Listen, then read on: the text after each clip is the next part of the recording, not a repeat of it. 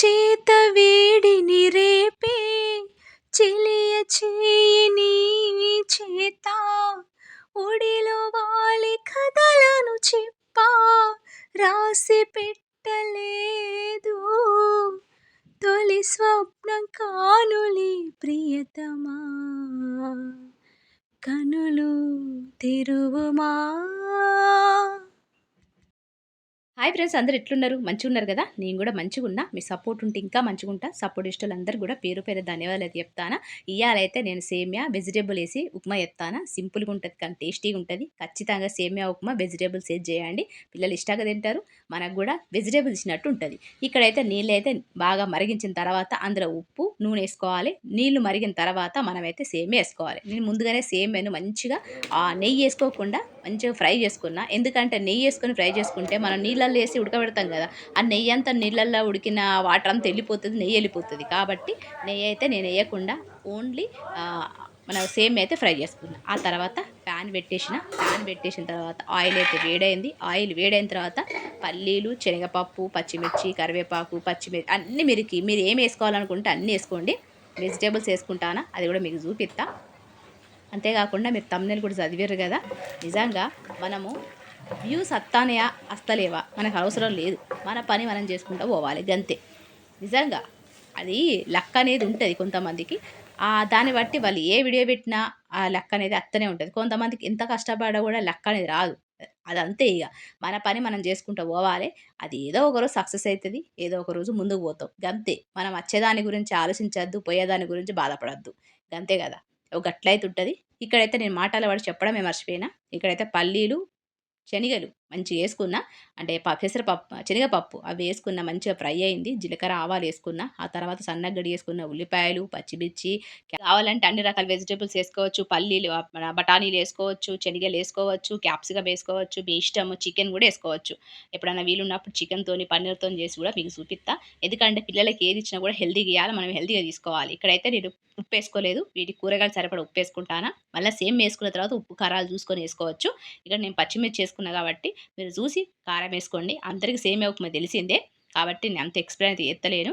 ఇక్కడైతే నేను పొద్దున్న నుంచి మధ్యాహ్నం వరకు ఏం చేస్తా, ఏంది కథ అనేది మీతోని వీడియో షేర్ చేసుకుంటా. అంతేకాకుండా కొంతమంది సిస్టర్స్ అయితే అక్క నువ్వు ఎక్కువ పని చేస్తాను అని అనుకుంటారు. నిజంగా మీరు బాగా కష్టపడతారు అక్క అని చెప్పి మంచిగా ఆదరిస్తారు. అంటే వాళ్ళు నా వీడియోస్ చూస్తారు, నా లైఫ్ ఏందనేది మీకు అర్థమవుతుంది. ఇన్ని రోజులు నా లైఫ్ నాకే తెలుసు. ఎందుకంటే మన డోర్లు పెట్టుకున్నామంటే మన పని ఏందో మనకే తెలుసు. అది మన ఇంట్లో ఉన్న పిల్లలకు తెలియదు, కట్టుకున్న భర్తకు కూడా తెలియదు. ఈ వీడియోలు తీయడం వల్ల ఈ వీడియో ద్వారా నేను ఇంత పని చేస్తాను అన్న విషయం నాకే అర్థమవుతుంది. ఇన్ని రోజులు నేను చేసిన నాకు అసలు నేను ఎప్పుడు అనుకోలేదు ఇంత పని చేస్తానా అని, ఏ రోజు అనుకోలేదు.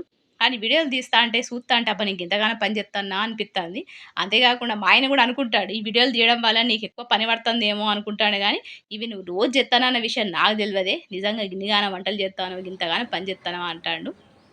ఇక్కడ మాటల వాడి మీకు మొత్తానికి చెప్పడం మర్చిపోయినా. ఆ ఉప్పు, కారం, దాంతో పాస్తా మసాలా పౌడరు అన్నీ వేసుకొని, సోయా సాస్ వేసుకొని మంచిగా కలుపుకున్నా. ఇక్కడ వెజిటేబుల్స్ సేమియా ఉప్మా రెడీ అయిపోయింది. ఇక మా ఆయన అయితే జిమ్ముకు రెడీ అయిపోతాడు, మా చిన్నోడు స్కూల్కు రెడీ అవుతాడు. ఇక్కడ మా చిన్నోడు అయితే నేల్స్ తీసుకుంటాడు. ఎప్పటి నుంచి చెప్పిన పాయింట్ని అయ్యో పాయింట్ని पैंट है का तेजा वाई मैं नहीं दो मम्मी पैंट असल वाइट दो ही भी नहीं मम्मी देखो जा अच्छा वाई बेड पे नहीं सेल्फ में देखो, सेल्फ में देखो माँ देखना छोटा रखिया वो मैं नहीं रखिया.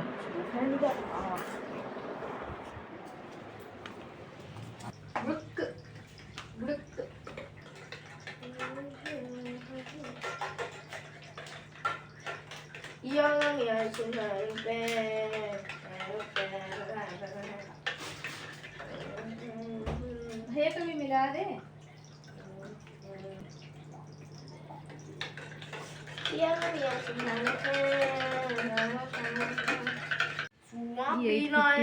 ఇంకా మా పిల్లలను తీసుకొని స్కూల్కి అయితే వెళ్ళిపోతా. ఇక్కడైతే బాస్కెట్స్ రెడీ అయిపోయాయి, మా పిల్లలు రెడీ అయ్యారు. చలో చలో जाएंगे चलो ताला है, ताला ले लेके ठीक है आ जाते लेकिन हाँ चाबी लो.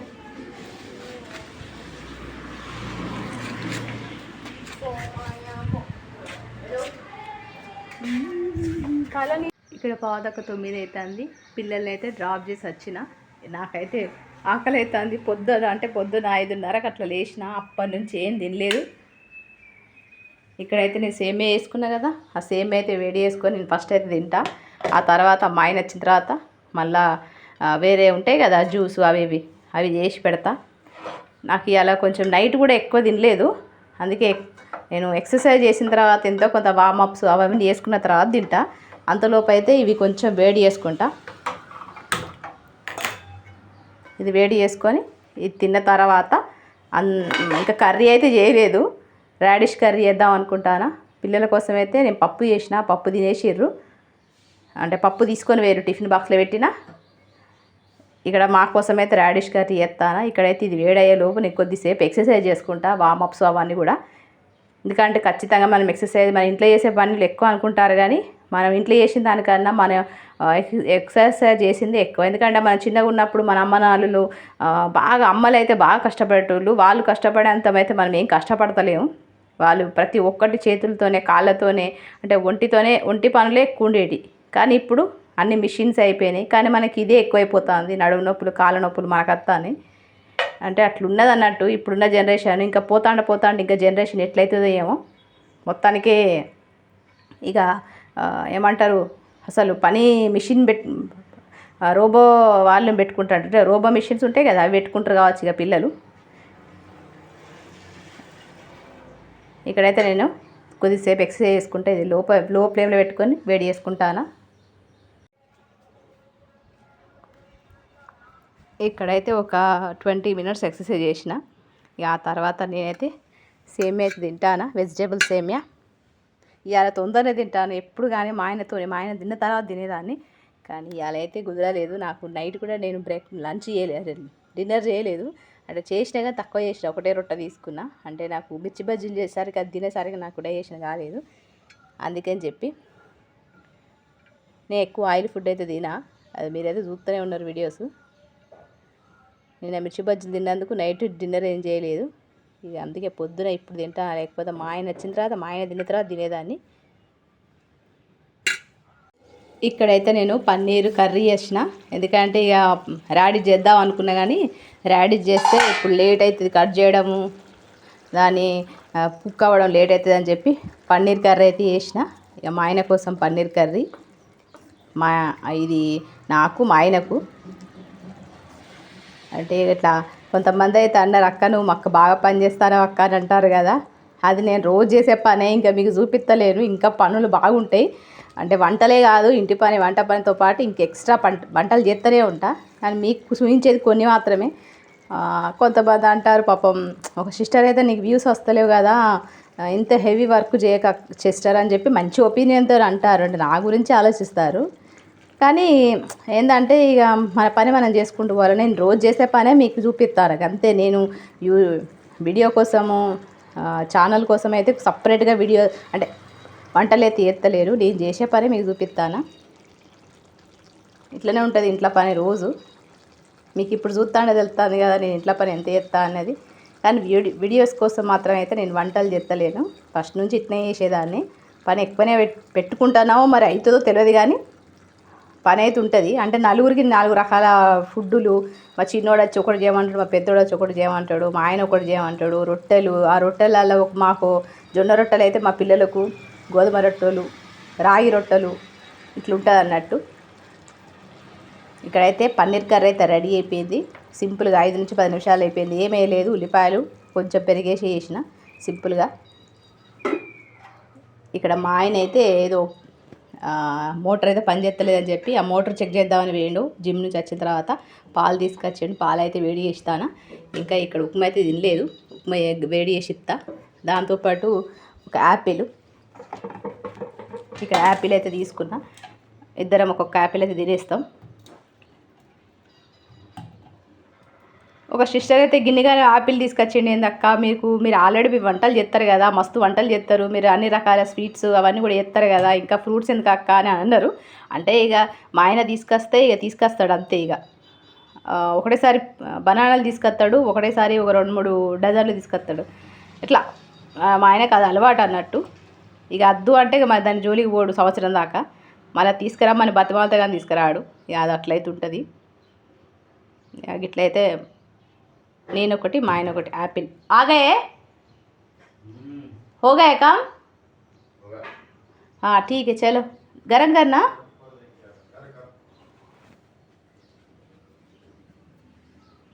ఇక్కడైతే కర్రీ రెడీ అయిపోయింది.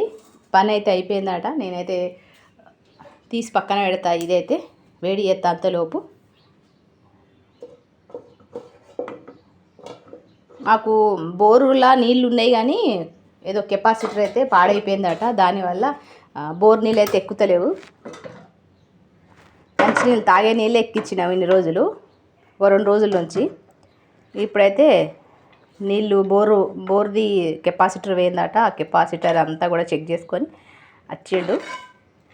ఇక మా ఆయనకు పని వస్తుంది కాబట్టి ఈజీనే. మనకు పని రాకపోతే ఎవరైనా తీసుకొచ్చుకోవాలి, 2-3 రోజులు వెయిట్ చేయాలి, 200-300 500 ఎంత అంటే అంత అడుగు తీయాలి. గట్లయితే ఉంటుంది. ఇక మా ఆయనకు వర్క్ వస్తుంది కాబట్టి చేతుల పని తొందరగా అయిపోతుంది. ఇక్కడైతే వేడి చేసేది అది ఇచ్చేస్తా. ఆ తర్వాత యాపిల్ అయితే తినేస్తాం. ఇక్కడ పావుదొక్క 10 అవుతుంది. 10 ఎగ్జాక్ట్లీ 10 అవుతుంది. ఇంకా మా ఆయన అయితే టిఫిన్ తినేసిండు. మీ ఇద్దరం ఛాయ్ తాగుకుంటా బిగ్ బాస్ చూస్తాను. ఇట్లయితే ఉంటుంది. ఈ టైంలో మనకు హస్బెండ్తో మాట్లాడే మాటలు ఉంటాయి. ఆ మాటలు 2 మాటలైనా కూడా మంచి మాటలు మాట్లాడుకోవాలి, హ్యాపీగా ఉండాలి. ఇట్లయితే మా ఆయన ఆఫీస్కి పోయిన తర్వాత బట్టలన్నీ కూడా ఫోల్డ్ చేసుకుంటాను. బాగా వర్షాలు పడతాయి. పిండడం, బయట ఆరేయడం, మళ్ళీ ఇంట్లో వచ్చి ఆరేయడం, మళ్ళీ ఫ్యాన్ గాలికి ఆరబెట్టడం ఇట్లనే జరుగుతుంది. బట్టలు అయితే అస్సలు ఆరతలేవు సరిగా. మాకైతే ఎండ కూడా ఉండదు. ఎట్లయితున్నది. ఇవన్నీ కూడా ఫోల్డ్ చేసుకుంటా. ఇంటి పని, వంట పని అన్నీ చేసుకుంటా. రేపైతే ఆదివారం. రేపు స్పెషల్స్ ఏం చెప్తాము ఏందన్నది కూడా రేపటి వీడియో షేర్ చేసుకుంటా. ఖచ్చితంగా కొత్త వాళ్ళు అయితే సబ్స్క్రైబ్ చేసుకోండి, పాత వాళ్ళు అయితే సపోర్ట్ చేయండి. అట్లనే అయితే ఒక సిస్టర్ అయితే ఎన్ని వ్యూస్ వస్తే మనకు $1 అవుతుంది అని చెప్పి అడిగింది. మనకు ఎన్ని వ్యూస్తో సంబంధం అయితే లేదు. 100 వ్యూస్ రాని, 1000 వ్యూస్ రాని. ఒకవేళ ఒక వీడియో పెట్టినాం, ఆ వీడియోకి 1000 వ్యూస్ వచ్చినాయి. కానీ ఆ వ్యూస్ వచ్చినాయి, 1000 వ్యూస్ వచ్చినాయి కానీ ఎవ్వరు చూస్తలేరు. అంటే చూసిర్రు, అది వైరల్ చేసిండు. కానీ వాళ్ళు ఓపెన్ చేసి చూసిన దాన్ని బట్టే మనకు డాలర్స్ అయినా, వాచ్ అవర్స్ అయినా, యాడ్స్ అన్న వస్తాయి. మనం చూడకుండా ఉట్టిగానే అట్లా క్లిక్ చేసి వదిలేస్తే ఖచ్చితంగా వ్యూస్ వచ్చినా కూడా లాభం అయితే ఉంటుంది.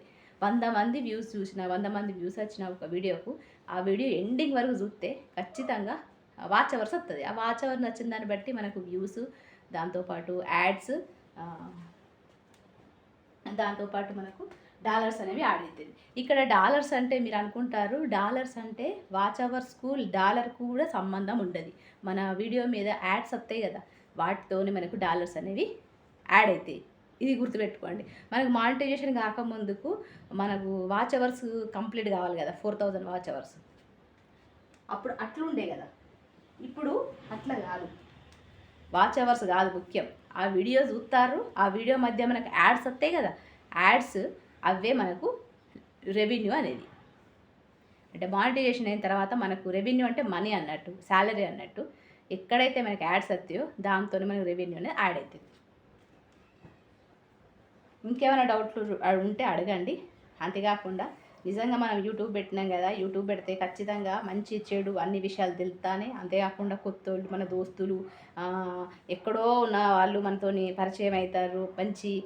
మంచి చెడు తెలుసుకుంటాను. అంటే బయట ప్రపంచం ఎట్లున్నది, బయట మనుషులు ఎట్లున్నారు అనేది కూడా మనకు ఒక నాలెడ్జ్ అయితే వస్తుంది.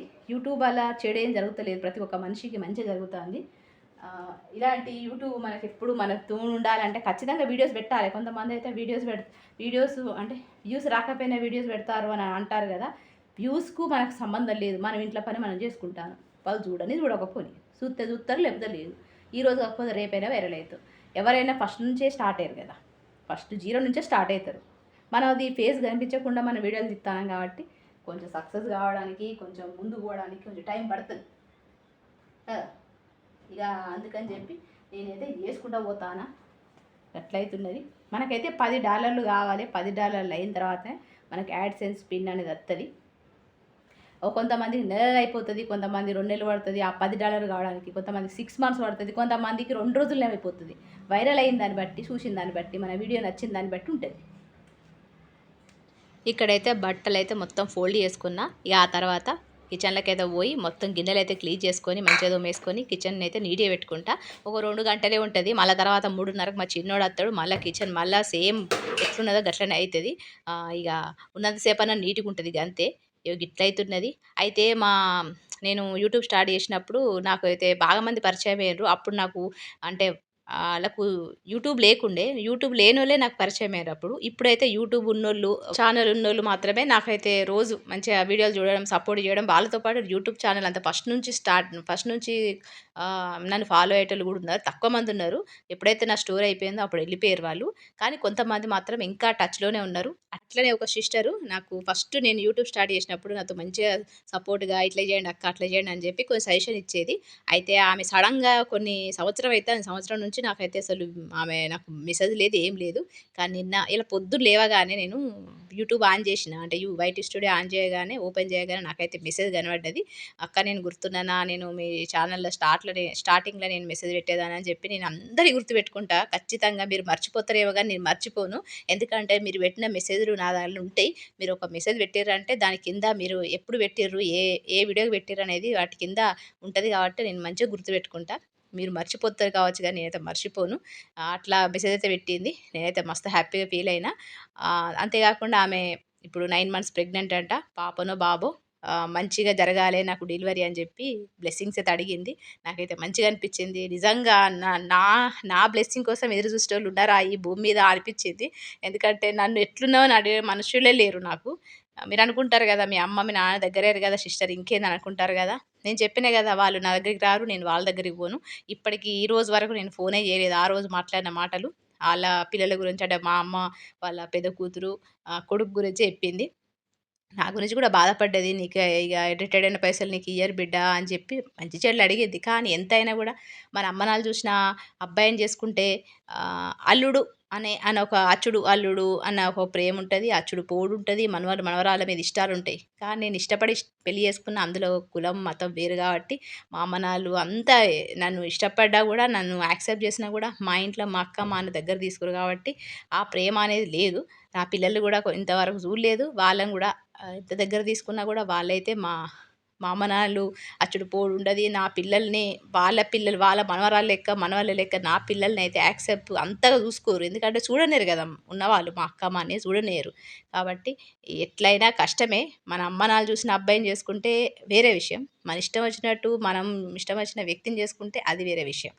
గట్లయితున్నది. అయితే ఆమె డెలివరీకి ఉందట. ఇప్పుడు 9 మంత్స్ నడుస్తున్నాయట. ఆమెకు మంచి జరగాలని నేనైతే మనస్ఫూర్తిగా కోరుకుంటాను. పాపైనా, బాబైనా ఆరోగ్యంగా, హెల్తీగా పుట్టాలి. ఇద్దరు ఆరోగ్యంగా ఉండాలి అని కోరుకుంటాను. అట్లనే మీరు కూడా ఆమెకు బ్లెస్సింగ్స్ ఇస్తారని అనుకుంటాను.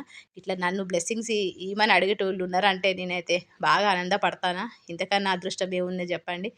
ఎందుకంటే మీరెవరో తెలవదు, నేనెవరో తెలవదు. ఓన్లీ నా మాటలతోనే మీరు నా నా వీడియోలు చూడడం, నన్ను ఆదరించడం, నాతోని నా బ్లెస్సింగ్స్ కోరుకోవడం, నా మంచి చెడులు అడగడం, మీ మంచి చెడులు నాకు చెప్పడం ఎంత మంచిగా అనిపిత్తందో. ఇట్లనే ఎప్పుడు నాకు సపోర్ట్ చేస్తూ మీ ప్రేమ, మీ బ్లెస్సింగ్స్ ఉండాలని మనస్ఫూర్తిగా కోరుకుంటాను. ఇక్కడైతే గిన్నెలు తోమేసుకున్నా. ఇక్కడ సింక్ అయితే క్లీన్ చేసుకుంటాను. గిట్లయితే ఉంటది నా ఇంటి పని, వంట పని అంతా గూడా. ఒక 2 గంటల సేపు రెస్ట్ తీసుకుంటా ఫ్రెష్ అప్ అయిన తర్వాత. ఆ తర్వాత మళ్ళీ సాయంత్రం పని స్టార్ట్ అయితది. ఇట్లా మరి సాయంత్రం పని ఎట్లుంటదని గూడా మీతో షేర్ చేసుకుంటా.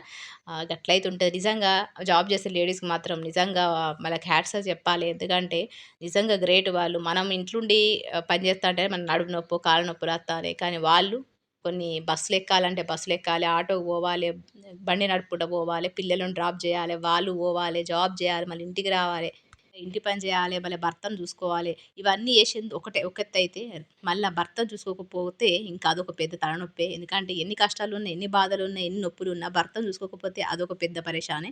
ఇక గొడవకే దారి తీస్తది. జాబ్ కూడా మానేయమంటారు. లేనిపోని పరేషాన్లు పడతాం. ఇట్లుంటది నిజంగా. ఆడవాళ్ళకి ఎప్పుడు కష్టాలే, ఎప్పుడు సుఖపడింది లేదు. చిన్నప్పుడు చెవులు పుట్టిన కాడ నుంచి మొదలుపెడితే ఆడవాళ్ళకు మనము ముసలోళ్ళం అయ్యేదాకా కష్టాలే ఉంటాయి. ఒకటి కాకపోతే ఒకటి, ఒకటి కాకపోతే ఒక రూపంలో వత్తనే ఉంటాయి. ఇట్లయితుంటది. ఎందుకంటే భర్తను చూసుకోకపోతే వాళ్ళు మనతోని ఖచ్చితంగా గొడవ పెట్టుకుంటారు. ఎవరి కోసం చెత్తానవు, ఎందుకు పోతానవు అని చెప్పి నానా మాటలంటారు. అది మీకు తెలిసిందే. ఎంత మంచిగా చూసుకునే భర్త అయినా మనం సంపాదిస్తానం అంటే కొంచెం కోపం అని, కొంచెం అసూయ అయితే ఉంటదని నేను అనుకుంటాను. గిట్లయితే గిన్నెలను తోమేసుకున్నా. ఇగ రేపటి వీడియోలో కలుస్తా మరి. ఈ వీడియో మీకు నచ్చిందనుకుంటాను. ఇగ అంతవరకు ఉంటా మరి. నమస్తే. సెలవు. రేపటి వీడియోలో కలుస్తా మరి.